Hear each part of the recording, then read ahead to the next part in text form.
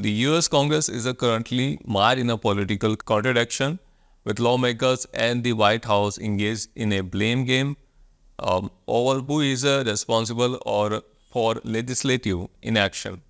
This has led to a significant public frustration as critical national issues such as disaster relief, healthcare, and economic recovery remains unaddressed. Both branches of government have failed to take responsibility, creating a deadlock that leaves millions of Americans uncertain about the future.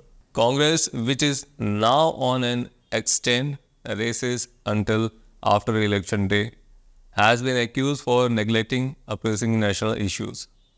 While lawmakers argue that the Biden administration has not done enough to push through essential measures, the White House has criticized Congress for its failure to approve funding for disaster relief and other key programs. And this standoff has exacerbated public dissatisfaction, especially as many regions of the country face the aftermath of hurricanes and wildfires. One of the most pressing concerns is the depletion of the Small Businesses Administration loan program, which provides a financial aid to disaster survivors with a recent disaster causing widespread damage. The need for the funding is urgent, but Congress absence means no new funds can be approved until mid-November. Speaker of the House Mike Johnson defended Congress' decision to remain on a recess, arguing that the Biden administration can still use other available disaster relief funds. He also emphasized the need for a thorough investigation before approving additional funds to avoid overspending or a potential shortfall.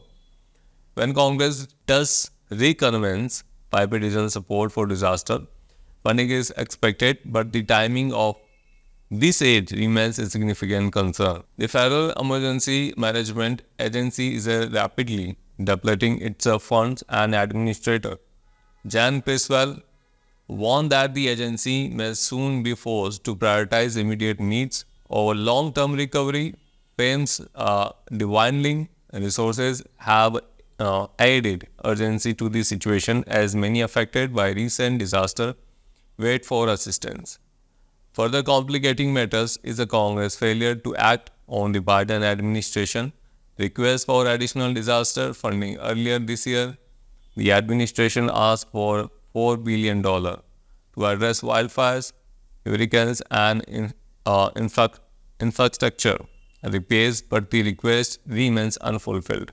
The contrast between a Congress' quick approval of international aid and its slow response to domestic crisis has sparked public outcry, with many questioning why foreign military aid is prioritized over disaster-stricken communities in the U.S. As the deadlock persists, calls are growing for a Congress to prioritize the needs of the American people until lawmakers take decisive action. The blame game between the Congress and the White House will continue, leaving the public in a state of uncertainty and frustration.